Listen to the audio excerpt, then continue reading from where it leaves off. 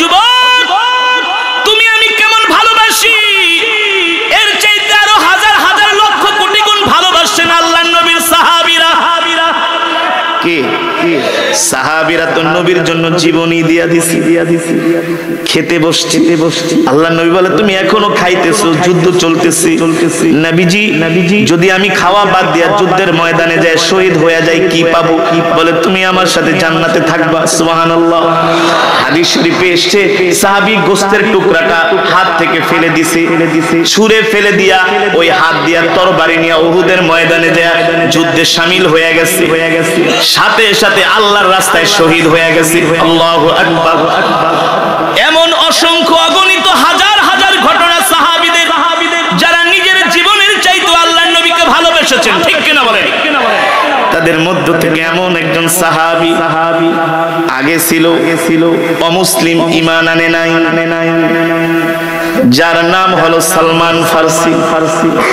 নাম শুনছেন? সালমান ফারসি রাদিয়াল্লাহু তাআলা রাসূলের জলিল কদর একজন সাহাবী। বয়স ছিল তার 250 বছর। কত বছর? কত বয়স হয়েছে তার? 250 বছর। দেখতে এত সুন্দর ছিলেন, এত সুদর্শন ছিলেন সালমান ফারসি রাদিয়াল্লাহু তাআলা আনহু। তার বাড়ি হলেন রোম, পারস্যে। 50 বছর তিনি ইহুদি ধর্ম পালন করেছেন, 50 বছর খ্রিস্ট ধর্ম পালন করেছেন, 50 বছর তিনি মূর্তি পূজা করেছেন। কত বছর হলো? 150 বছর তিনি 3টা ধর্ম পালন করেছেন। একদিন সালমান ফারসি রাদিয়াল্লাহু তাআলা আনহু রাত্রবেলা তিনি স্বপ্ন দেখলেন আল্লাহ তাআলা তাকে পাথরের দেশ, মরুভূমির দেশ, খেজুরের দেশ, এই দেশে তাকে ডাকতেছেন। সালমান ফারসি 3টা ধর্ম 150 বছর পালন করছে, কোনো শান্তি পায় না। তিনি দিলের মধ্যে কোনো আত্মতৃপ্তি পায় না, সব সময় অশান্তি তার দিলের মধ্যে। একদিন তিনি বাজারে যাইতে লাগলেন, দেখেন একটা ঘরের মধ্যে কিছু খ্রিস্টানরা বসে বসে তাদের ধর্মীয় কিতাব ইনজিল তেলাওয়াত করছেন, ইনজিলের বয়ান করছেন।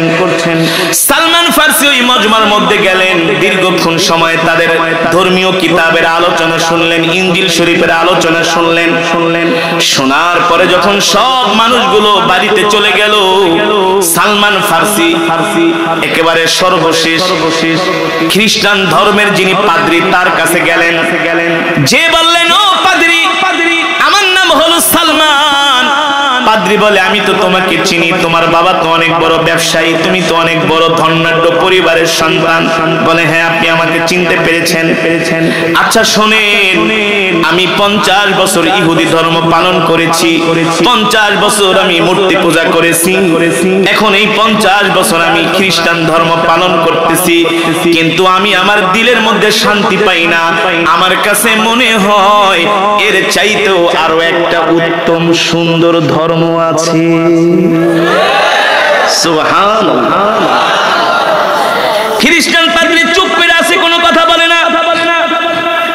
সালমান ফারসি বলে আমি আপনার কাছে আসছি, মনে করছেন আমি কি কিছু জানি না? আরে আমি কিন্তু গবেষণা করতে করতে, রিসার্চ করতে করতে কিন্তু আমি সব জেনে ফেলেছি।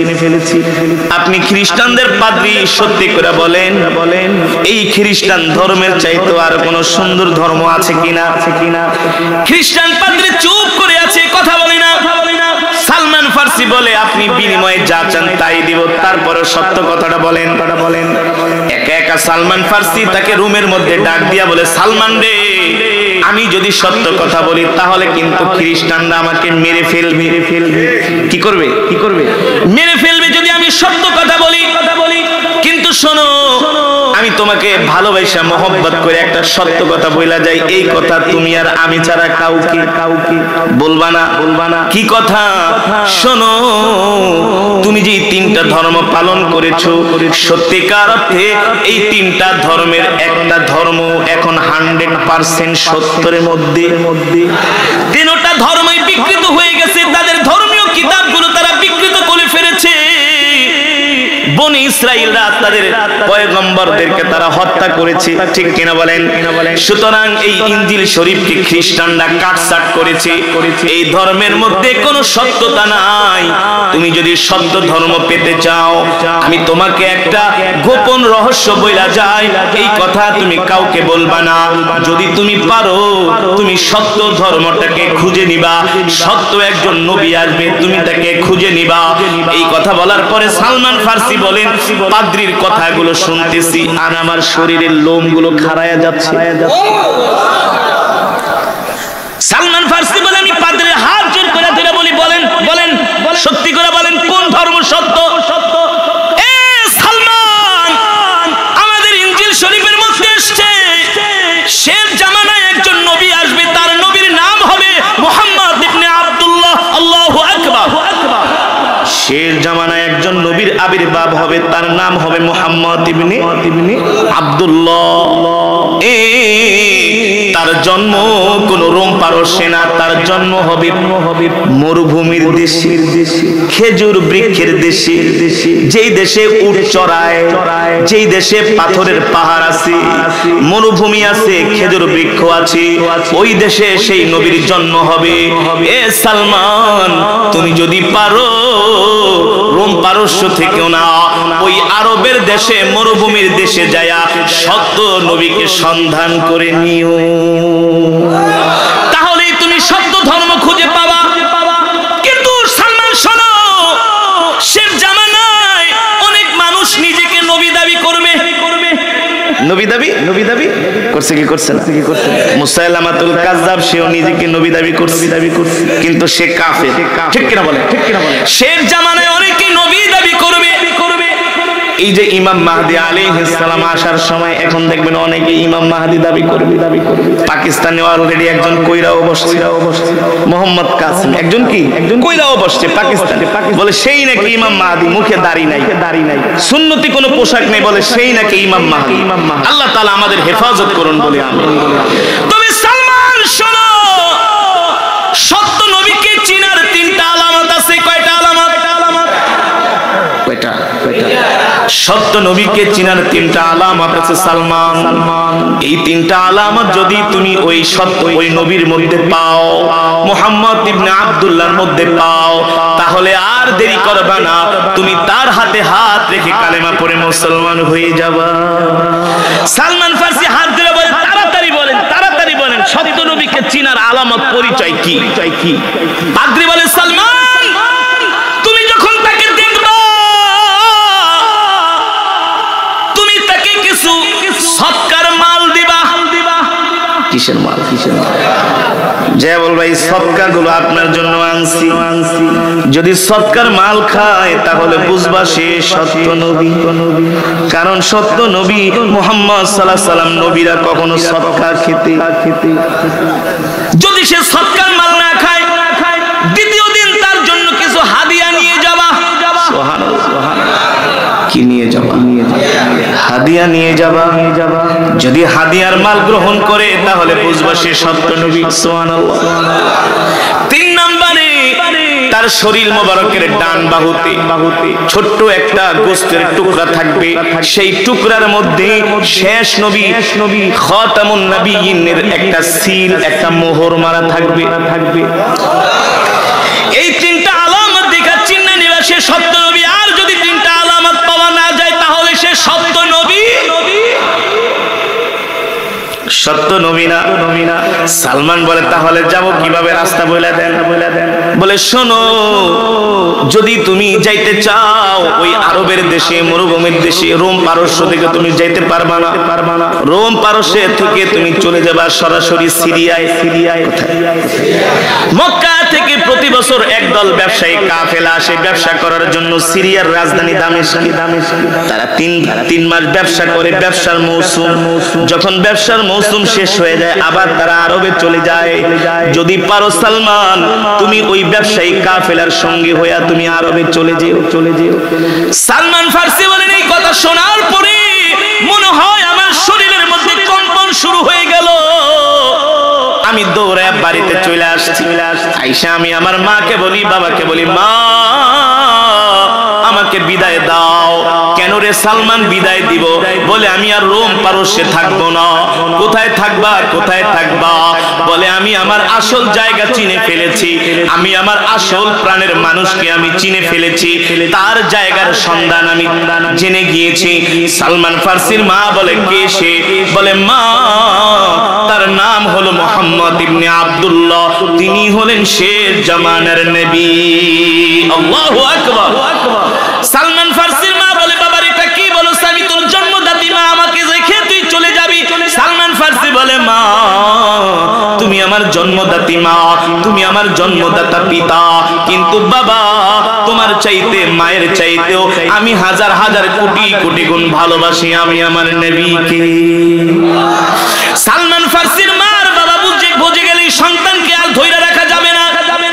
সালমান ফার্সির দুই হাতে শিকল বাঁধলো, দুই পায়ে শিকল বেঁধে সালমান ফার্সিকে ঘরের খুঁটির সাথে আটকায় রাখছে। যুবক রে, সালমান ফার্সি কোন দুনিয়ার জন্য পাগল হয় নাই, কোন নারীর জন্য পাগল হয় নাই, কোন বাড়ির জন্য পাগল হয় নাই, কোন খেলোয়াড়ের জন্য পাগল হয় নাই, কোন নায়িকার জন্য পাগল হয় নাই, কোন গায়িকার জন্য পাগল হয় নাই। সালমান ফার্সি পাগল হয়েছে কলিজার টুকরা নবীর জন্য। ঠিক কিনা বলেন? যখন তাকে শিকল দিয়া ঘরের মধ্যে আটকায় রাখলো, বড় একটা ডান্ডা বেরি লাগায় দিল। এবার সালমান ফার্সি তার বোনদেরকে বলে বোন রে, আমি তো তোদের ভাই, আমার জন্য যদি ন্যূনতম মায়া লাগে আমার এই শিকলের তালাটা একটু খুলে দাও। একদিন, দুই দিন, তিন দিন বুঝানোর পরে সালমান ফার্সির সেই শিকলের তালাটা খুলে দেওয়া হলো। সালমান ফার্সি বলে আমি আর এক মুহূর্তের জন্য রোম পারস্যে থাকবো না। সালমান ফার্সি বলেন এই যে আমি রোম পারস্য থেকে আমি আমার সফর শুরু করলাম, যাত্রা শুরু করলাম, দিনের পর দিন, মাসের পর মাস আমি সফর করে অনেক ক্লান্ত পরিশ্রান্ত হয়ে আমি সিরিয়ার রাজধানী দামেস্কে আসলাম। এবার দামেস্কে এসে আমি দামেস্কের আশেপাশে খুঁজতেছি কোন থেকে আরবরা আসে ব্যবসা করার জন্য, কোন জায়গায়। সালমান ফার্সি বলেন দামেস্কের মানুষরা আমাকে বলল অমুক বাড়ির পাশে, অমুক মসজিদের পাশে যায় দেখো, অমুক একটা লোকালয়ে সেখানে আরবের ব্যবসায়ীরা এসে বিশাল বাজার, সেখানে তারা ব্যবসা করে। সালমান ফার্সি বলেন আমি চলে গেলাম সেই আরবের ব্যবসায়ীদের কাছে। আমি যাইয়া তাদেরকে জিজ্ঞেস করলাম ভাই তোমরা কি আরব থেকে এসেছো? তোমরা কি সেই মরুভূমির দেশ, খেজুরের বৃক্ষের দেশ, সেই দেশ থেকে এসেছো? তারা বলে হ্যাঁ আমরা সেই আরব থেকে এসেছি। এ তোমরা কবে যাবা? বলে আমরা আর কিছুদিন পরে আমরা আমাদের ব্যবসা গুটিয়ে আবার আরবে মক্কায় চলে যাব। এ ভাই তোমরা যদি মক্কায় চলে যাও তাহলে তোমাদের সাথে আমাকে একটু সঙ্গী করে নিয়ে যেও। আরবের ব্যবসায়ীরা বলে তোমরা আমার সাথে কেন যাবা? বলে ভাই আমার বাড়ি রোম পারস্যে, আমি একমাত্র মক্কায় যাব, মদিনায় যাব, আমি আমার একজন নবীর সন্ধান পেয়েছি। বলে তোমার নবীর নাম কি? বলে আমার নবীর নাম হলো মুহাম্মদ ইবনে আব্দুল্লাহ। যখন আল্লাহর নবীর এই নাম তারা শুনলো, ওই আরবের ব্যবসায়ীরা সালমান ফার্সির উপরে এত রাগ করলো, এত রাগ করলো, এত রাগ করলো, বলল ঠিক আছে তোরে মজাটা বুঝামু, আমাদের শত্রু মুহাম্মদের কাছে তুই যাবি, তোকে আমরা বাঁচতে দিব না। একজন আরেকজনকে বলে এখন কিছু বলো না, ওকে আমরা রাস্তায় নিয়ে মরুভূমির ভিতরে মেরে ফেলবো, অথবা মক্কার বাজারে নিয়ে আমরা ওকে গোলাম হিসাবে বিক্রি করে দিব। সালমান ফার্সিকে বলে তোমার কাছে টাকা পয়সা কি আছে দাও। বলে ভাই যা আছে সব নিয়ে যান, কোনো আফসোস নাই, কিন্তু কলিজার টুকরা নবীর কাছে আমাকে পৌঁছায়া দিয়েন। মক্কার কাফেররা ছিল হারামি দুষ্ট, একজন আরেকজনকে বলে এখন কিছু বইলো না, আগে টাকা পয়সা যা আছে নেও, করে নিয়ে আমরা বেচা ফেলামু। মক্কার বাজারে নিয়ে গোলাম হিসাবে বেচে ফেলো। আরেকজনে বলে না মাইরেই ফেলামু। বলে না না না, ছেলেটা দেখতে শুনতে অনেক সুন্দর, ভালো ঘরের সন্তান, মারার দরকার নাই, কত সুন্দর প্রিন্সের মতো চেহারা, মারবা কেন? ভদ্র ছেলে, নিয়ে গোলাম হিসাবে বিক্রি করে দিলে আরো টাকা পাবো।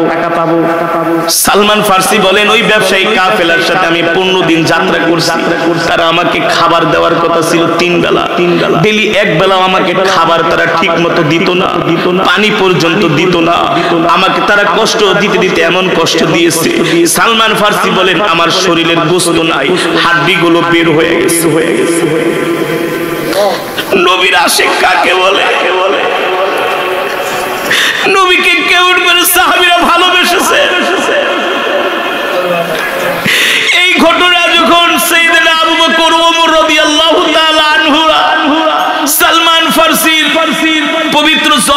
থেকে শুনেছেন সাইয়েদনা ওমরের চোখ দিয়ে ঝরঝর করে পানি পড়ে, সাইয়েদনা আবু বকর রাদিয়াল্লাহু তাআলা আনহু চোখ দিয়ে ঝরঝর করে পানি পড়ে।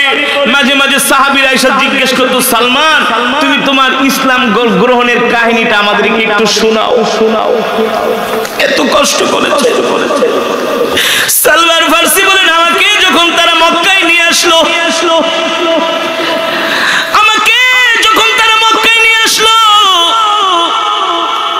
মক্কার বাজারে এনে তারা আমার হাত পা বাঁধলো।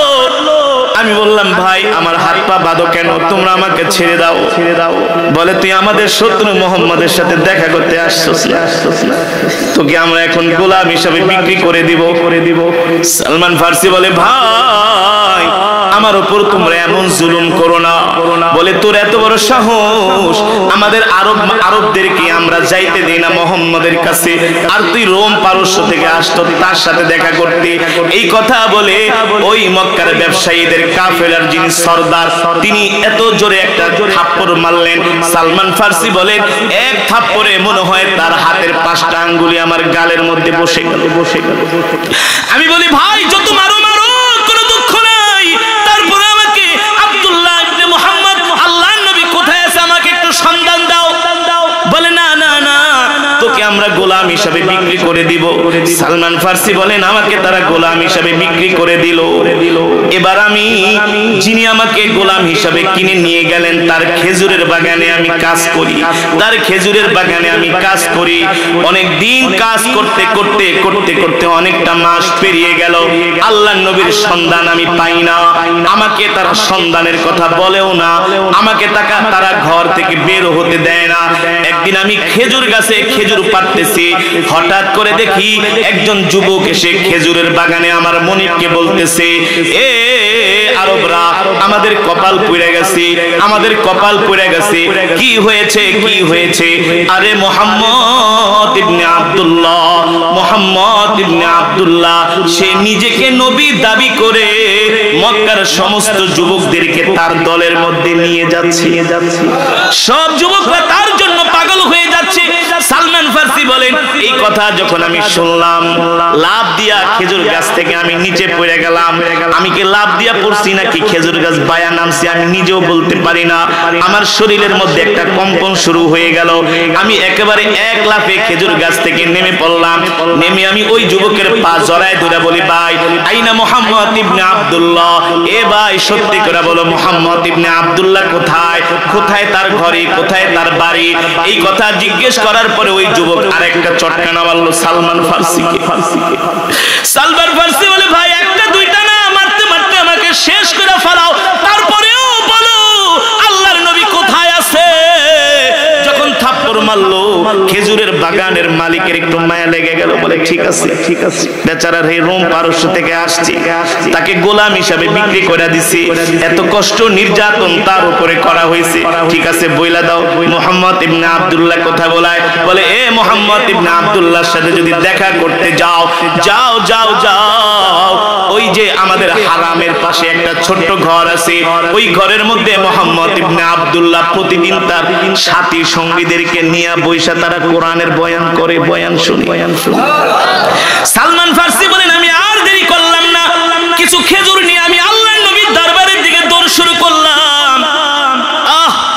যার জন্য এত কষ্ট, যার জন্য এত ঘাম ঝরানো, যার জন্য বছরের পর বছর, দিনের পর দিন যার জন্য কষ্ট করছি, যার জন্য এত নির্যাতন সহ্য করছি, যার জন্য দেশ ছেড়েছি, মা বাবা ছেড়েছি, পরিবার পরিজন ছেড়েছি, ঠিক না? ঠিক না? তাকে যদি চোখের সামনে দেখে কেমন লাগে, এমন লাগে, অনুভূতিটা কি? সালমান ফারসি বলেন, আমি যেই দিন আল্লাহর নবীকে আমার জীবনের প্রথম দেখলাম, বলে আমি এক পলকে আল্লাহর নবীর চেহারার দিকে তাকায় আছি। আল্লাহর কসম করে বলি, আল্লাহি রব্বিল কাবা, রবের কাবার কসম খেয়ে বলি, আল্লাহর নবীর চাইতে এত সুন্দর মানুষ আমি পৃথিবীতে আজ পর্যন্ত কোনোদিন দেখি না। যতই দেখি ততই তাকায়া থাকতে মন চায়। আল্লাহু আকবার, জোরে বলেন আল্লাহু আকবার। এবার সালমান ফারসি কিছু খেজুর নিয়ে আল্লাহর নবী হাত দিয়ে বললেন, ওগো আল্লাহর নবী, এটা আমি আমার জন্য সদকা এনেছি, আপনার জন্য সদকা। আল্লাহ নবী সদকার কথা বলে খেজুরের থলেটা হাতে নিয়ে একজন সাহাবীর কাছে দিয়ে দিলেন বলে আমি নবী আমি সদকা খাই না সালমান ফারসি বলেন আমি এক নাম্বার পরীক্ষা তাকে করেছি, এক নাম্বারটার প্রমাণ আমি পাইয়া গেছি। জোরে বলেন সুবহানাল্লাহ। সে যে সত্য নবী সদকা খায় না, ঠিক কিনা বলেন? সালমান ফারসি বলে এখনো আমার দুইটা পরীক্ষা করা বাকি আছে। কয়টা? দুইটা বিষয় এখনো যাচাই করা বাকি আছে। সালমান ফারসি বলেন আমি দৌড়ে আবার আসলাম, এসে আবার কিছু খেজুর সংগ্রহ করে আমি আবার তৃতীয় দিনের দিন গেলাম, যে বললাম গো আল্লাহর নবী এটা হলো আপনার জন্য হাদিয়া। এটা আল্লাহর নবী বলেন, সালমান ফারসি বলেন এই খেজুরগুলো আল্লাহর নবী হাতে নিয়ে একটা মুস্কি হাসি দিলেন, থলে থেকে বের করে আল্লাহর নবী নিজে খেজুর খাইলেন, সাহাবীদের মাঝেও বিলায় দিলেন। এবার বললেন সাহাবীরা রে, আমি নবী আমার জন্য সাদাকা খাওয়া হারাম আর হাদিয়া খাওয়া হালাল। সালমান ফারসি বলেন আমি দুইটা বিষয় যাচাই করে ফেললাম, এখন বাকি আছে আল্লাহর নবীর ডান দিকে মোহরে খতমে নবুয়তের একটা সিল মারা আছে। এইটা দেখতে পারলেই সালমান ফারসির কনফিউশন দূর, তিনটাই যাচাই হয়ে গেল তিনি যে আল্লাহর নবী শেষ নবী, এর মধ্যে কোনো প্রতিদিন সালমান ফারসি আল্লাহর নবীর দরবারে আসে, কিন্তু রহমাতুল লিল আলামিন তো তার গায়ের মধ্যে জামা মুবারক দেওয়া, কিন্তু গোস্তের টুকরা মোহরে খতমে নবুয়তের সিল সে কিভাবে দেখবে? দেখার কোনো উপায় আছে? দেখার কোনো উপায় নাই। এবার সালমান ফারসি প্রতিদিন আসে, নবীজির ডানে থাকে বামে থাকে, শুধু এই মোহরে খতমে নবুয়তের সিলটা দেখার জন্য। একদিন, দুই দিন, তিন দিন পরে সালমান ফারসি আল্লাহর নবীর পিছনে যায়, সামনে যায়, ডানে যায়, বামে যায়। আল্লাহর নবী জানাজা শেষ করে সাহাবীদের দল নিয়ে আবার বাড়িতে আসে। সালমান ফারসিকে ডাক দেয়, তালিয়া শাবাব, এ যুবক এদিকে আয়। তুমি 3 দিন পর্যন্ত আমার ডানে বামে সামনে পিছনে গভীরভাবে তুমি আমাকে পর্যবেক্ষণ করছো, দেখছো, কারণটা কি? সালমান ফারসি চুপ করে আছে। আল্লাহর নবী বলে, শোনো যুবক, তুমি কি আমাকে এটা প্রমাণ করে দেখাইতে চাও আমি যে সত্য নবী? সালমান ফারসি বলে, ওগো আল্লাহর নবী আপনি যে সত্য নবী এর মধ্যে কোনো সন্দেহ নাই, তবে আমি যে আপনাকে পর্যবেক্ষণ করছি এটা আপনি বুঝলেন কিভাবে? আল্লাহর নবী বলেন, আমি যদি না বুঝি তাহলে নবী হলাম কিভাবে? আমি যদি না বুঝি তাহলে নবী হলাম কিভাবে? আরে আমি জানি না। ওমা ইয়ানতিকু আনিল হাওয়া ইন হুয়া ইল্লা ওয়াহয়ু ইউহা। আল্লাহর নবী বলে, আমার জানার কোনো ক্ষমতা নাই, আমাকে জানান ওহির মাধ্যমে, ঠিক কিনা বলেন? এবার আল্লাহর নবী ডাক দিয়েছে, তালিয়া শাবাব, এদিকে আসো। আমি আমার জামা মোবারকটা খুইলা তোমাকে আমি দেখাইতেছি, আমি যে সত্য নবী। আল্লাহ তাআলা আমার শরীর মোবারকের মধ্যে খতমে নবুয়তের একটা সিল মেরে দিয়েছে।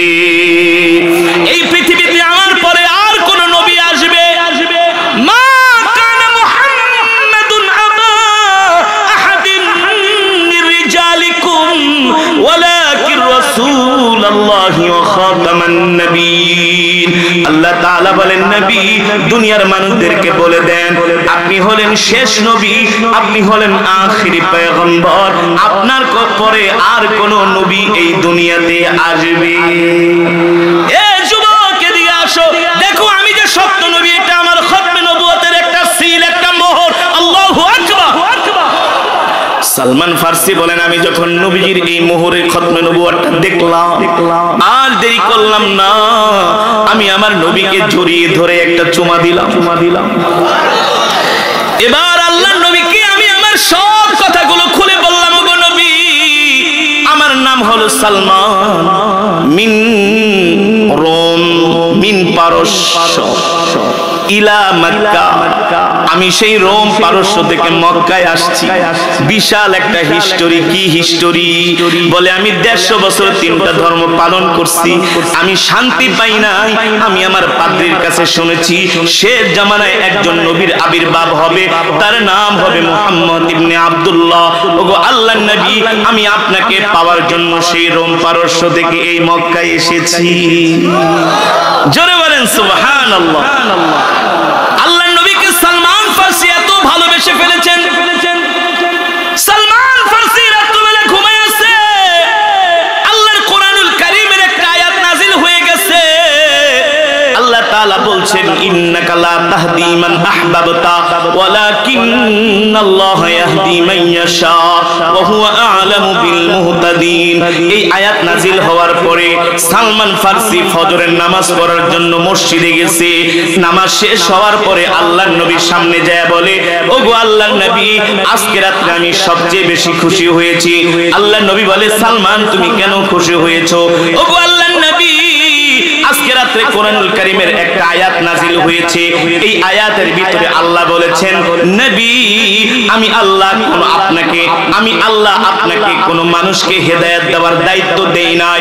আপনি চাইলেই কোনো মানুষকে হেদায়েত দিতে পারবেন না।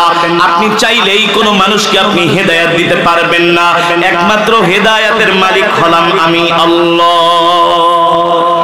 হেদায়েতের মালিক কোন নবী, কোন পীর, কোন বুজুর্গ কোন মানুষকে হেদায়েত দিতে পারেন না। হেদায়েতের মালিক হলেন একমাত্র আল্লাহ রাব্বুল আলামিন। ঠিক কিনা বলেন?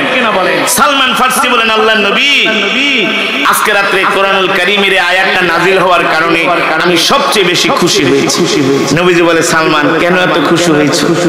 আল্লাহর নবী, আপনার হাতে যে আল্লাহ হেদায়েতের দায়িত্ব দেয় নাই, এই কারণে আমি সবচেয়ে বেশি খুশি হয়েছি।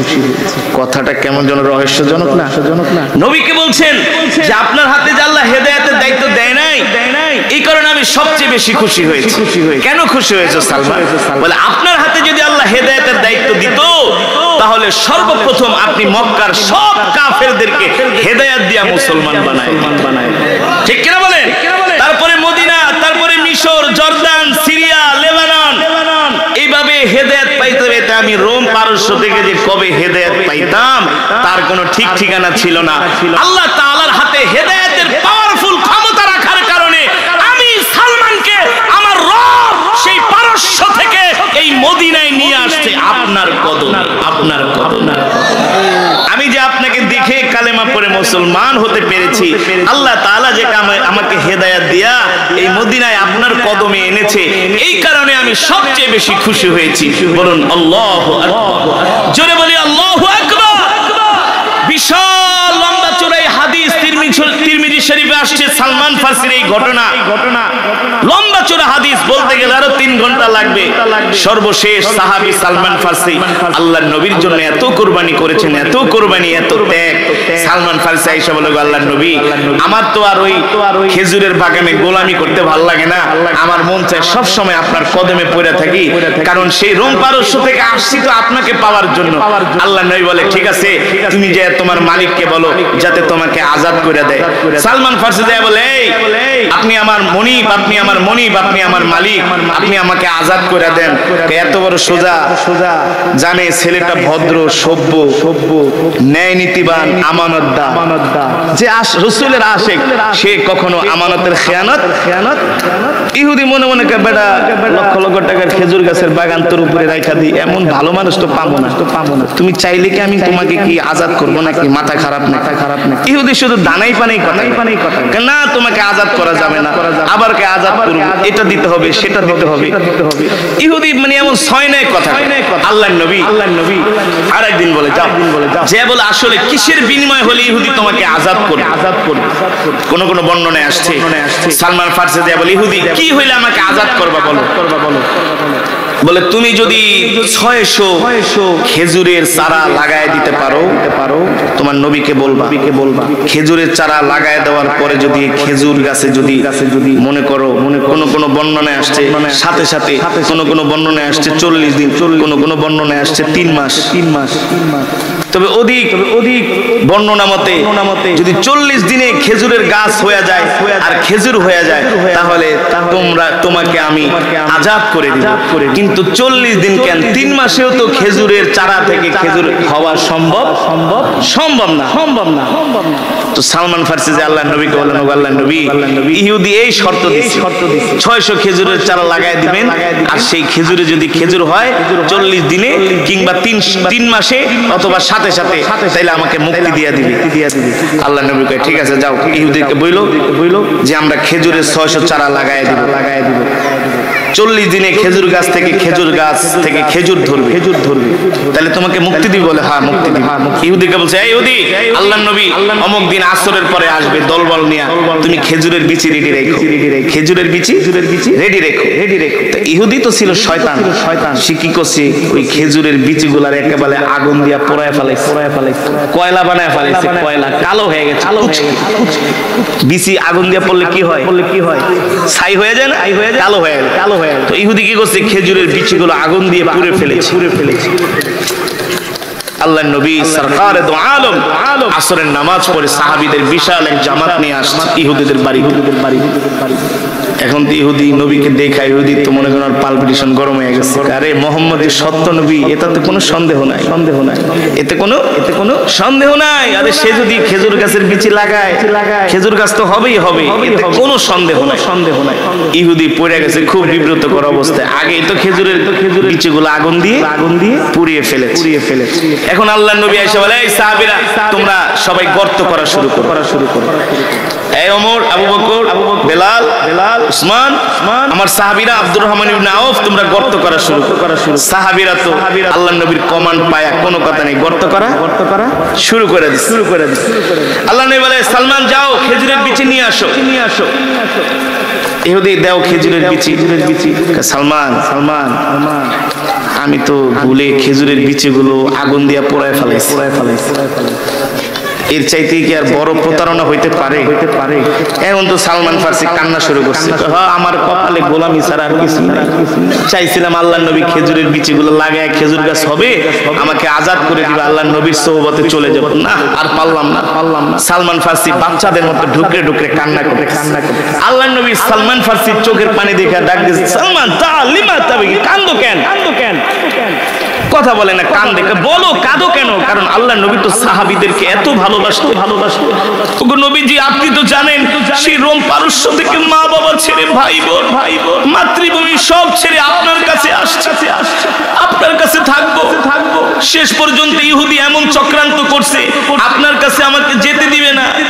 বলে কি হয়েছে? বলে ইহুদি তো বলেছিল খেজুরের বিচি লাগিয়ে খেজুর গাছে খেজুর হলে আমাকে মুক্ত করে দিবে। কিন্তু ইহুদি ইচ্ছা করে খেজুরের বিচিগুলো আগুন দিয়ে পোড়ায় ফেলছে। এখন বিচি আগুনে পোড়া বিচি কি খেজুর হবে? আল্লাহর নবী একটা মুস্কি হাসি দিয়ে কয়, তুমি চিন্তা করো না, ইহুদির কও ওই পোড়া খেজুরের বিচিগুলাই নিয়ে আসো। আল্লাহু আকবার, জোরে বলেন আল্লাহু আকবার। ইহুদি এখন থরথর করে কাঁপতেছে। রে মোহাম্মদের হাত থেকে আর বাঁচতে পারলাম না। এবার খেজুরের বিচি একেবারে কালো হয়ে গেছে, পুরে ছাই কুচকে হয়ে গেছে। আল্লাহর নবী বলে, সালমান দেখ দাও, চিন্তা করো না, সাহাবীরা তোমরা গর্ত করো। আল্লাহর নবীর হাতে খেজুরের বিচিগুলো দেয়া হলো। নবীজি তার থুতু মোবারক দিয়া এভাবে থুতু দিয়া খেজুরের বিচিগুলো পরিষ্কার করে এক একটা খেজুরের বিচি মাটির ভিতরে পুঁততেছে। সুবহানাল্লাহ। মাটির ভিতরে গাঁথতেছে, গেথে যখন 600 খেজুরের চারা লাগানো শেষ হয়ে গেছে, কোন বর্ণনায় আসছে যে সাথে সাথে আস্তে আস্তে করে খেজুরের গাছ ওঠা শুরু করছে। 40 দিন পরে দেখা গেল প্রত্যেকটা গাছে এমন খেজুর ধরেছে, ইহুদি এত ষড়যন্ত্র কইরাও সেই খেজুরের গাছগুলাকে মারতে পারে নাই। আল্লাহ তাআলা সেই খেজুরের গাছগুলাকে আল্লাহ তাআলা বড় কইরা দিয়ে খেজুরের গাছে একেবারে পাকা খেজুর ধরেছে। সেই খেজুরটার নাম হলো আজওয়া। কি খেজুর? দেখবেন আজওয়া খেজুরটা হলো কালো, ছাইয়ের মতো কালো। এবার আমি হজের সফর থেকে আসার পরে মদিনা শরীফের এয়ারপোর্ট দিয়ে যখন আসছি অনেক বাঙালি দেখে আমাকে আয়াত জড়ায় ধরছে ধইরা তারপরে সৌদি ধর্ম মন্ত্রণালয় থেকে অনেক হাদিয়া টাদিয়া হাজিদেরকে দেয়, অনেক কোরআন শরীফ দেয়। একজন শেখের কাছে আমাকে নিয়ে গেছে, যে বলতেছে এটা আমাদের দেশের কারি সাহেব, অনেক বড় কারি। পরে ইউটিউবে সার্চ দিয়ে আমার তেলাওয়াত কারি মা জাইদ মাশাআল্লাহ আমার নিয়ে বসাইছে তার অফিসে, বসায় এতগুলো একটা বাটিতে করে একেবারে গাছ পাকা আজওয়া খেজুর দিয়েছে। গাছ পাকা, যারা গাছ পাকা আজওয়া খেজুর খেয়েছেন আল্লাহ এত মজা আমি জীবনেও কোনোদিন পাইনি। মানে গাছ পাকা কালো আজওয়া খেজুর গুলো এত সুস্বাদু, মুখে দিবেন সাথে সাথে মনে করেন নাই হয়ে যায়। আমি এক বসায় 15-20টা খেজুর আমি খেয়ে ফেলেছি। আমি জীবনেও কোনোদিন গাছ মানে আধা পাকা, গাছের আধা পাকা যে আজওয়া খেজুর, এটা তো পাকার পরে এটাকে শুকানো হয়, শুকিয়ে তারপরে বিক্রি করে, ওটা সরাসরি গাছ থেকে। এত মজা, মনে মনে ভাবলাম মজা কেন হবে না, এই গাছ তো রোপণ করেছেন আল্লাহর নবী তার নিজের বরকতি। ঠিক কিনা বলেন? যুবকরে সেই নবীকে চিনলা না, সেই নবীকে তুমি অনুসরণ করো না, সেই নবীকে তুমি অনুসরণ করো না, তুমি অনুসরণ করো নায়িকা গায়িকা খেলোয়াড়কে ফুটবলারকে অমুককে তমুককে। না, এটা কখনো মুসলমানের অনুসরণীয় ব্যক্তি হতে পারে না। ঠিক কিনা বলেন? মুসলমান অনুসরণ করবে, অনুকরণ করবে, আদর্শ মানবে বিশ্বনবী জনাবে মুহাম্মদুর রাসূলুল্লাহ সাল্লাল্লাহু আলাইহি ওয়াসাল্লাম। সুতরাং সেই বিশ্ব নবীকে আমাদের জীবনের চাইতেও ভালোবাসতে হবে। সেই নবীর সুন্নতগুলো আমাদেরকে মানতে হবে, সেই নবীর সুন্নতগুলো জিন্দা করতে হবে। প্রতিটা ঘরের মধ্যে, প্রতিটা বাড়ির মধ্যে, প্রতিটা ব্যবসা সেক্টরে, প্রতিটা জায়গায়, সব জায়গায়, অফিস আদালতে আমরা নবীর সুন্নত অনুযায়ী চলবো। ঠিক কিনা বলেন? এই ওঠাউঠি করে কেন বেয়াদবের মতো? বসে ছাত্ররা বসো, উঠাউঠি করলে বয়ান বন্ধ করেন, কোন উঠাউঠি করে একটা কোরআনের মেজমা জান্নাতের বাগান। এখানে যতক্ষণ বসবেন আল্লাহ তাআলার রহমতের ফেরেশতারা আমাদের জন্য মাগফিরাতের দোয়া করতে থাকবে। ঠিক কিনা বলেন? আরে এই মাহফিল তো আগামী বছর আমরা নাও পেতে পারি। গত বছর এই মাহফিলে যারা ছিল এই বছর নাই, অনেকেই মারা গেছে। আবার এই বছর আমরা যারা আছি, আগামী বছর কারা থাকি না থাকি বলতে পারি ভাই। এটাকে আমরা গনিমত মনে করে, নেয়ামত। আমরা মাহফিলের শেষে আমাদের গুনাহের জন্য আল্লাহ তাআলার কাছে দোয়া করব। ঠিক কিনা বলেন? মন দিয়ে বয়ানটা শুনে যে সাহাবীরা আল্লাহর নবীকে কেমন ভালোবাসেন। আমরা তো শুধু মুখে মুখে আশিকে রাসূল দাবি করি, কিন্তু রাসূলের সুন্নাত আমাদের মাঝে না। ঠিক কিনা বলেন? নবীর আখলাক, চরিত্র, আদর্শ আমাদের মাঝে নাই। সাহাবীরা এমন ছিলেন না, সাহাবীরা শুধু মুখে মুখে আল্লাহর নবীকে ভালোবাসে নাই, আল্লাহর নবীর জন্য তারা নিজের জীবনটাই দিয়ে দিয়েছে। তাদের মধ্য থেকে একজন সাহাবী সালমান ফারসি রাদিয়াল্লাহু তাআলা আনহু, বয়স তার 250 বছর। ইমানদারের মতো দিতে পারবে, মুমিনের মতো দিতে পারবে, মুজাহিদের মতো দিতে পারবে, যারা আল্লাহ ছাড়া কাউকে ভয় পায়। এক কথায় যারা মুমিন তারা এই প্রশ্নের উত্তরগুলো ঈমানি আওয়াজ দিয়ে দিতে পারবে। প্রশ্নগুলো করব, উত্তর দিতে রাজি আছেন তো? কিন্তু উত্তর দিতে হবে ইমানদারের মতো, মুনাফিকের আওয়াজে নয়, ঈমানি গর্জন দিয়ে দিতে হবে। রাজি আছেন ইনশাআল্লাহ? জোরে বলেন মুসলমান, আমাদের হায়াতের মালিক কে? আমাদের রিজিকের মালিক কে? মুসলমান আমরা কার গোলাম? আমরা এক। কিছু মুসলমান আছে আল্লাহর গোলাম এটা বলতে চায় না, তাদের ইগোতে লাগে। আছে না? দেখবেন কিছু মুসলমান আছে জিকির জোরে জোরে করেন, সালামের উত্তরটাও জোরে জোরে নেয় না। ঠিক কিনা বলেন? তাদের মধ্যে অহংকার ঢুকে গেছে। তারা মনে করে আমার ব্যবসা আমাকে খাওয়ায়, আমার চাকরি আমাকে খাওয়ায়, আমি সুস্থ আছি এই কারণে ওয়াজ মাহফিলে আসতে পেরেছি। রব বলেন না, তোর চাকরি তোকে খাওয়ায় না, তোর ব্যবসা তোকে খাওয়ায় না, তুই আমি না চাইলে একটা কদমও সামনে দিতে পারবি। ঠিক কিনা বলেন? এই যে আমরা বেঁচে আছি, সুস্থ আছি, রেখেছেন কি? জোরে বলেন আল্লাহ তাআলা। আল্লাহ, ঠিক না? তাহলে আমাদের হায়াতের মালিক আল্লাহ, রিজিকের মালিক আল্লাহ, আমরা এক আল্লাহর গোলাম। আজকে সারা পৃথিবীতে আমরা মুসলমান মার খাই, সারা পৃথিবীতে আমরা মুসলমান মার খাচ্ছি, ঠিক কিনা বলেন? কারণ কি? কারণ আমরা তো মার খাওয়ার জাতি না, আমরা তো নেতৃত্ব দেওয়ার জাতি। পৃথিবীতে তো আমরা মার খেতে আসি নাই, পৃথিবীতে এসেছি আমরা নেতৃত্ব দিতে, ঠিক কিনা বলেন? আমাদের হাত থেকে এক এক করে পৃথিবীর শাসন ক্ষমতাগুলো চলে গেল, কারণটা কি?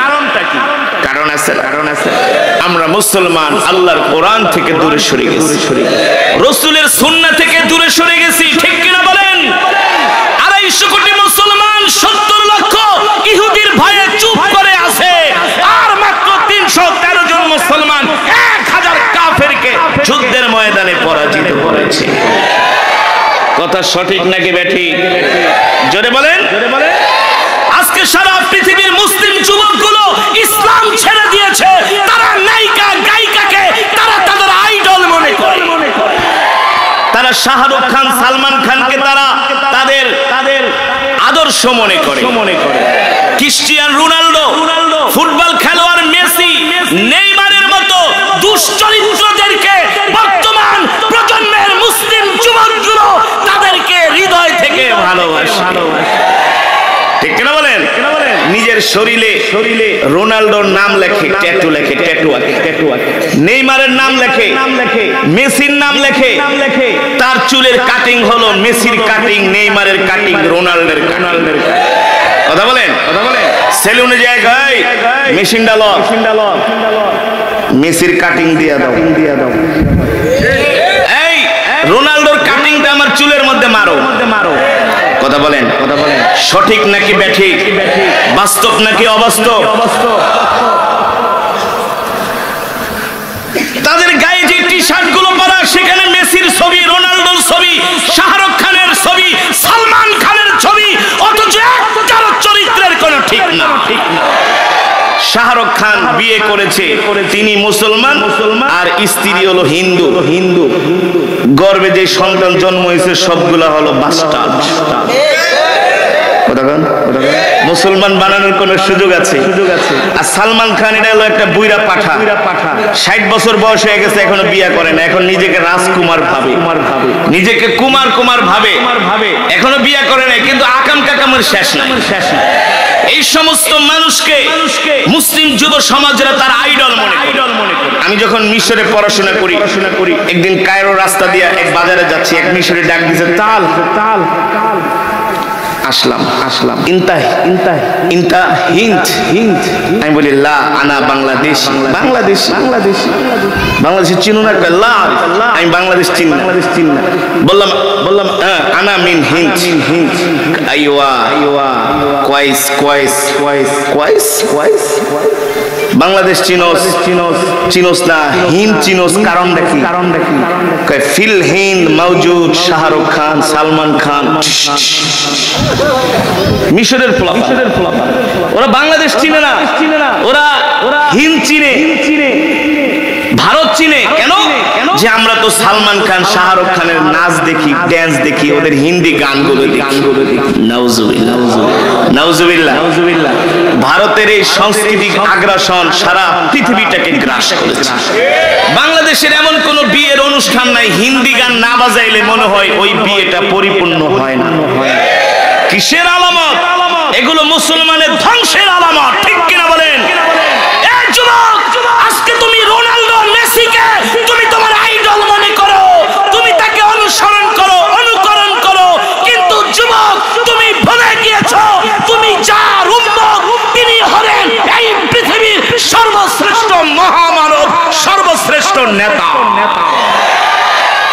সে কে?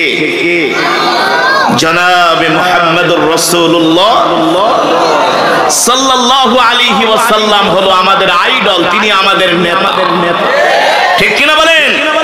তুমি সালমান খান, শাহরুখ খানের চেহারা দেখে তাকায় থাকো, রোনাল্ডোর বডি দেখে তাকায় থাকো, কিন্তু তুমি আমার নবীর সম্বন্ধে কি জানো? তুমি কার উম্মত? এ যুবক, তুমি তো জানো না তোমার নবী কে, তোমার নবী কি ছিলেন, তোমার নবী কেমন ছিলেন। তোমার নবীর মতো এত সুন্দর করে আল্লাহ পৃথিবীর কাউকে বানায় নাই, বানাবে। সে ছিল তোমার নবী। সুবহানাল্লাহ। তোমার নবীর চেহারা কেমন ছিল জানো? আম্মা জান আয়েশা সিদ্দিকা রাদিয়াল্লাহু তাআলা আনহা বলেন, আল্লাহ তাআলা আমার স্বামীকে মুহাম্মদ সাল্লাল্লাহু আলাইহি সাল্লামকে এত সুন্দর করে বানিয়েছে। সুবহানাল্লাহ বলেন। আমি যতক্ষণ করব ওয়াজ আপনারা দিবেন আওয়াজ। পারবেন তো ইনশাআল্লাহ? যতক্ষণ বয়ান চলবে একজন উঠাউঠি করা যাবে না। রাজি আছেন? আমি কিন্তু বেশি সময় লম্বা বয়ান করব না, কারণ আমার বয়ানের টাইম ছিল 9:30 থেকে 10টা। অলরেডি বসছি 11:30। সভাপতি আবার ভয় পায় না, করব ওয়াজ করব, অসুবিধা নেই, হক আদায় করে যাব, কিন্তু উঠাউঠি করা যাবে ইনশাআল্লাহ। আপনারা কোনো ম্যান পেনপেনানি বক্তা দাওয়াত দেন নাই? করবে না? আলামত পান নাই? কিছু বুঝতেছেন না? যতক্ষণ বয়ান চলবে ময়দান কাঁপবে, নাস্তিক মুরতাদের শরীরে আগুন জ্বলবে, আগুন। এখন আর কোন নরম বয়ান নাই, নরম বয়ানের দিন শেষ। মাটির নিচের বয়ান এখন আর আমি করি না, করব না, কারণ এখন আর মাটির নিচের বয়ান করার সময় নাই। এখন ইমাম মাহদি আসার সময়। আমাদেরকে ইমাম মাহদির সৈনিক হতে হবে। আর ঘরের ভিতরে শুয়ে থাকতে রাজি না। এখন একটু অস্ত্র নিয়ে আমি ময়দানে যেতে রাজি। এখন একটু আল্লাহর জমিনে আল্লাহর দ্বীন কায়েমের জন্য বুকের তাজা রক্ত দিতে রাজি। আমি আমার প্রথম কিবলা মসজিদুল আকসার জন্য জীবন দিতে রাজি। ঠিক কিনা বলেন?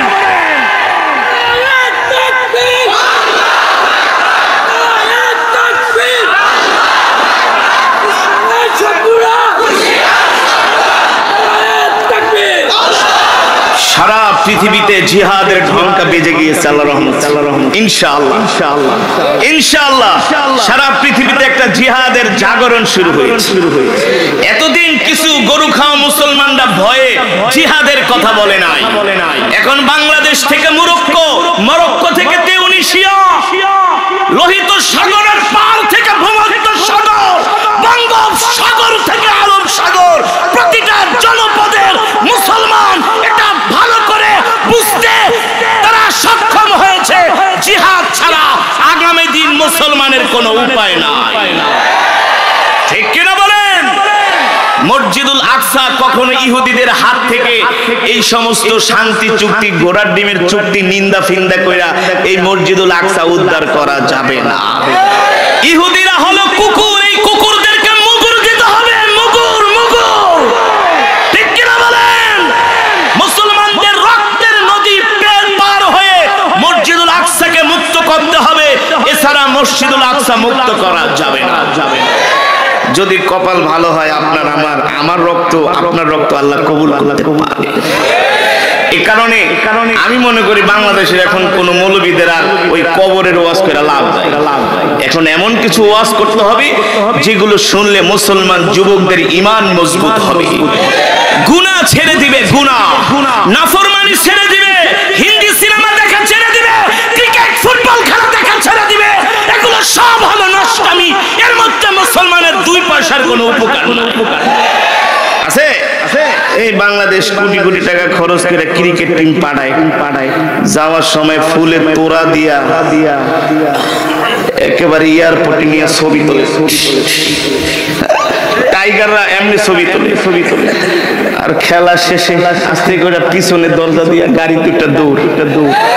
কারণ একটা চায়ের কাপও আনতে পারে। আর ভারতের দাদারা তো ক্রিকেট খেলাটাকে মনে করে যে ভগবানের সবচেয়ে বড় আশীর্বাদ। এই কারণে দাদারা কালকে হারছে। ভারতে মনে হয় কিয়ামত হয়ে গেছে, কিয়ামত হয়ে গেছে। আমি একবার ক্রিকেট খেলার সময় ভারতে ছিলাম গত 2 বছর আগে। ওরা যে ক্রিকেটে কি মনে করে, আর ক্রিকেট খেলোয়াড় দেখলে বলে দাদা আপনি তো ভগবান, আপনি তো দেবতা। নাউজুবিল্লাহ। এগুলো মুসলমানের সংস্কৃতি হতে পারে। কথা বলেন? এগুলো কোন ঈমানওয়ালা মুসলমান গ্রহণ করতে পারে না। এগুলোর ভিতরে মুসলমানের কোন কল্যাণ আছে? তাহলে আমার বয়ান যতক্ষণ চলবে আল্লাহর রাস্তায় একজন উঠবেন। আমরা শেষ মোনাজাত করে বাড়িতে যাব। কেউ যদি ওঠার চেষ্টা করে ওর একরামের সাথে টান দিয়া জায়গায় বসায় দিবেন, টান দিয়ে আবার ব্যথা ট্যাথা যাতে না পায়। সাবধান। এই যে এখন নির্বাচন আসতেছে, দেখবেন রাত 2টা পর্যন্ত দোকানে বয়া বয়া রং চা খাইবো আর নির্বাচনের প্রচারণা এমন রং চা খাইবো, এই না তাতে রং চা, তাতে দুধ চা, তাতে রসমালাই, তাতে রসগোল্লা খাইতে খাইতে পেটে যাইবো গ্যাস্ট্রিক। ঠিক কিনা বলেন? নির্বাচনে এত সময় দিতে পারেন, স্লোগান দিতে পারেন, মিছিল করতে পারেন, কোরআনের মজমায় বসে একটু আল্লাহু আকবার ধ্বনি দিতে পারবেন না? এতে করে ঈমান মজবুত হবে। ঠিক কিনা বলেন? আল্লাহ তাআলা সকলকে কবুল করুন বলি আমিন। মুসলমান, যেটা বলছিলাম রে যুবক, আম্মা জান আয়েশা রাদিয়াল্লাহু তাআলা আনহা বলেন, আমার স্বামী মুহাম্মদ সাল্লাল্লাহু আলাইহি সাল্লামকে আল্লাহ তাআলা এত সুন্দর করে বানিয়েছেন। কেমন সুন্দর, কেমন সুন্দর। আম্মা জান আয়েশা বলেন, আল্লাহ তাআলা পয়গম্বর ইউসুফকে অনেক সুন্দর করে বানিয়েছেন। পয়গম্বর ইউসুফ আলাইহিস সালামের চেহারা দেখে মিশরের রমণীরা তারা আপেল কাটতে যে আঙ্গুল কেটে ফেলেছেন, কিন্তু আমার স্বামী মুহাম্মদ সাল্লাল্লাহু আলাইহি সাল্লামকে যদি মিশরের রমণীরা দেখতো, তারা শুধু আপেল কাটতো না, আঙ্গুল কাটতো না, কলিজা কেটে ফেলতো, তারপরও আমার স্বামী মুহাম্মদ সাল্লাল্লাহু আলাইহি সাল্লামের চেহারা থেকে নজর ফিরাতে পারতো না। আল্লাহ তাআলা আমার নবীকে এত সুন্দর করে বানিয়েছেন। আল্লাহ তাআলা কোরআনুল কারীমের মধ্যে বলছেন, ওয়ামা আরসালনাকা ইল্লা রাহমাতাল লিল আলামিন। ও নবী, আমি আল্লাহ আপনাকে সমগ্র বিশ্ববাসীর জন্য রহমত করে পাঠিয়েছি।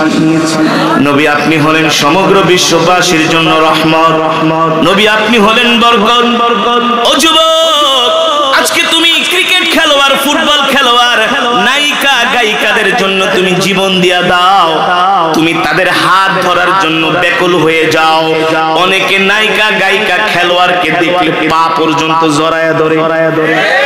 এই কথা বলেন, বাস্তব বলছে নাকি অবাস্তব?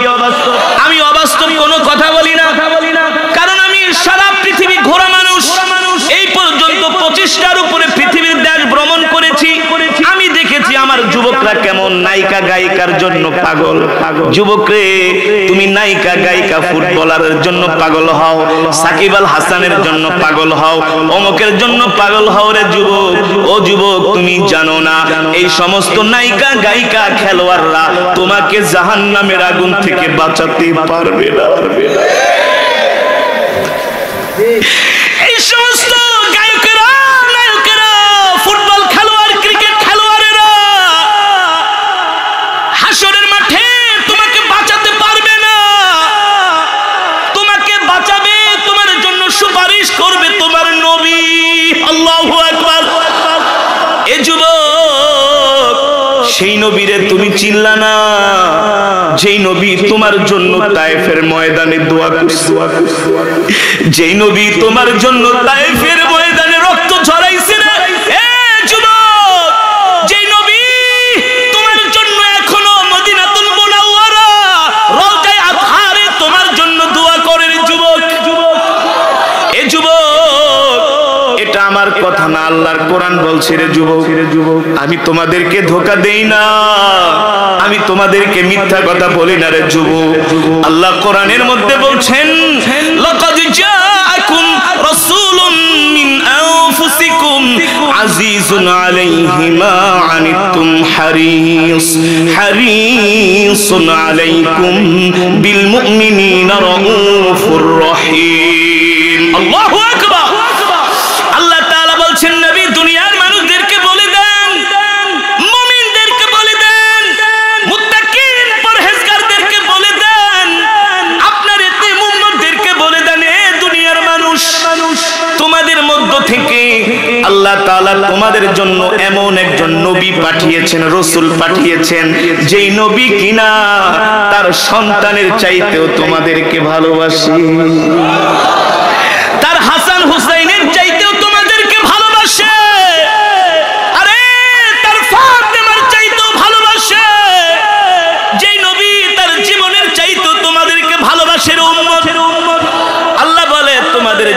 আমি এমন একজন নবী পাঠাইছি যেই নবী তোমরা কষ্ট পাইলে তোমাদের নবীও কষ্ট পায়। আজকে তো আমরা 250 কোটি মুসলমান এতিম হয়ে গেছি, এতিম। আজকে আমাদের অভিভাবক নাই। আজকে ফিলিস্তিনে মুসলমান মার খায়। ফিলিস্তিনে মুসলমানের পক্ষে পৃথিবীর কোন মুসলমান রাষ্ট্রপ্রধান কথা বলে না, ঠিক কিনা বলেন? আজকে ফিলিস্তিনি মুসলমানদেরকে বাঁচানোর জন্য কোন রাষ্ট্রপ্রধান আগায়া যায় না।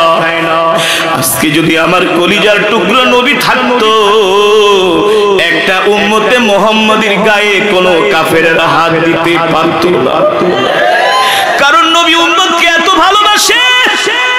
যদি বলেন হুজুর কেমন ভালোবাসে, আল্লাহর নবী বলে উম্মত রে, আমি তোমাদের জন্য তায়েফের ময়দানে দোয়া করেছি, আমি তোমাদের জন্য বদরের প্রান্তরে দোয়া করেছি, আমি তোমাদের জন্য উহুদের ময়দানে দোয়া করেছি। আমি নবী যত জায়গায় গিয়েছি সব জায়গায় আল্লাহ তাআলার কাছে তোমাদের জন্য দোয়া করছি। উম্মত রে, আমি নবী তোমাদের জন্য কোন জায়গায় দোয়া করেছি উম্মত একবার চিন্তা করে দেখো। আমি আল্লাহ তাআলার সাথে আরশে আজিমে দেখা করতে গিয়েছি। আল্লাহ আমাকে ডাক দিয়ে বলে হাবিব ইসআল। আল্লাহ আমাকে প্রশ্ন করছে কি চান, কি চান, কি চান? আল্লাহর হাবিব বলে উম্মতি উম্মতি উম্মতি, আমি শুধু আমার উম্মতের জন্য চাইতে এসেছি। আল্লাহু আকবার। আমি একবারও বলি নাই আমি আমার চাচা আব্বাসের জন্য চাই, আমি আমার ফাতেমার জন্য কিছু চাই, আমি আমার হাসান হুসাইনের জন্য কিছু চাই। আল্লাহ জিজ্ঞেস করছেন নবী কি চান, কি চান? বলে আসআলুকা উম্মতি, আসআলুকা উম্মতি, আসআলুকা উম্মতি। ও নবী আপনি উম্মতের জন্য এত পাগল কেন? আপনি উম্মতের জন্য এত লালায়িত কেন? আল্লাহর নবী ডাক দিয়া বলে আল্লাহ আজকে আমি আপনার বাড়িতে বেড়াইতে আসছি, আরশে আজিমে বেড়াইতে আসছি, আমার উম্মতের জন্য চাইতে এসেছি। আল্লাহ তাআলা বলে হাবিব আপনি আপনার উম্মতের জন্য কি চান? আল্লাহর পয়গম্বর বলে আমি আমার উম্মতের জন্য আপনার কাছে এটা চাইতে এসেছি, হাসরের ময়দানে আমার অনুমতি ছাড়া, আমার ওয়ার্ডার ছাড়া একজন উম্মতকেও আপনি জাহান্নামে দিতে পারবেন না। জোরে বলেন সুবহানাল্লাহ। আমি আমার উম্মতকে এত ভালোবাসি, এত ভালোবাসি। আল্লাহু আকবার। আল্লাহর নবী সাহাবায়ে কেরামদেরকে নিয়ে মজমায় বয়ান করতেছেন। হঠাৎ করে আল্লাহর নবী পূর্ব দিকে তাকায়া নবীজির চোখ দিয়ে জরজর করে পানি পড়ছে। সাহাবায়ে কেরাম জিজ্ঞেস করলেন লিমা তাবকি ইয়া রাসূলুল্লাহ, ও আল্লাহর নবী আপনি কাঁদেন কেন? রাহমাতুল লিল আলামিন বলে সাহাবীরা আমি এই জন্য কাঁদি, শেষ জামানায় আমার এমন কিছু উম্মত থাকবে যে উম্মতেরা আমাকে এত ভালোবাসবে, এত ভালোবাসবে, যেই উম্মতেরা কোনোদিন আমার চেহারা দেখে নাই, আমার জবানের কথা শুনে নাই। শুনছি আল্লাহর নবীর চেহারাও কোনোদিন আমরা দেখি নাই, আল্লাহর নবীর জবান মোবারকের কথাও শুনি নাই। কিন্তু নবীজির চেহারা মোবারক না দেখলে কি হবে, নবীজির জবানের কথা না শুনলে কি হবে? তারপরেও আমরা আমাদের জীবনের চাইতে আল্লাহর নবীকে ভালোবাসি, ঠিক কিনা বলেন? আল্লাহর নবী বলেন মান আহাব্বা সুন্নতি ফাকাদ আহাব্বানি ওয়া মান আহাব্বানি কানা মাই ফিল জান্নাহ। যে আমার সুন্নত মানবে, সুন্নত পালন করবে, আমাকে অনুসরণ করবে, আমি নবী সাথে করে, আমি নবী তাকে সাথে করে আল্লাহর জান্নাতে প্রবেশ করব। আল্লাহু আকবার। তাহলে আমরা জীবনে যতদিন বাঁচবো আল্লাহর নবীর সুন্নতগুলো আমরা মানব, ঠিক কিনা বলেন? আল্লাহর নবীর সুন্নত আফসুস সালাম, আমরা এক মুসলমান আর এক মুসলমানকে সালাম দিব, ক্ষুধার্তদেরকে আমরা খাওয়াবো, আমরা দ্বীনের পথে খরচ করব, মানুষের মনে কষ্ট দিব না, আমরা 5 ওয়াক্ত নামাজ মিসওয়াক করে আমরা আদায় করব। 5 ওয়াক্ত নামাজের আগে আমরা মিসওয়াক করব, ঢিলা কলুব ব্যবহার করব, ঠিক কিনা বলেন? সুন্নত তরিকায় দস্তরখানা বিছায় আমরা ভাত খাবো, আমরা ছোট বড়কে আমরা সম্মান করব, বড়রা ছোটদেরকে স্নেহ করবে, আমরা মানুষের সাথে কোনো শত্রুতা করব না, আমাদের দ্বারা আমাদের হাত দ্বারা জবান দ্বারা কোন মানুষ কষ্ট রাজি আছেন ইনশাআল্লাহ? আমরা রাসূলের সুন্নাতগুলো মানব তো ইনশাআল্লাহ। আর 5 ওয়াক্ত নামাজ আমরা জামাতের সাথে আদায় করব। যতই কষ্ট হোক না কেন আমরা ইসলাম ছেড়ে দিব না, দ্বীন ছেড়ে দিব না, রাসূলের সুন্নাহকে আমরা ছেড়ে দিব না। প্রতিটা ঘরের মধ্যে আমরা আজ থেকে রাসূলের সুন্নাতগুলো আমরা খুঁজে খুঁজে জিন্দা করব ইনশাআল্লাহ। আল্লাহ তাআলা আমাদের সকলকে তৌফিক দান করুন, বলি আমিন। এই মজমা ভাই 1টা বাজে ফেলাইছেন, বয়ান দেওয়ার কথা ছিল 9:30 10টা, এখন 1:45 বাজে। একটু আগে দিতেন, ঠিক আছে? আমি এখনই মোনাজাত দিয়ে, এই একজন উঠবেন না, 5 মিনিট টাইম, 5 মিনিটে যদি কেউ কিছু দিতে চান নিয়ে আসেন।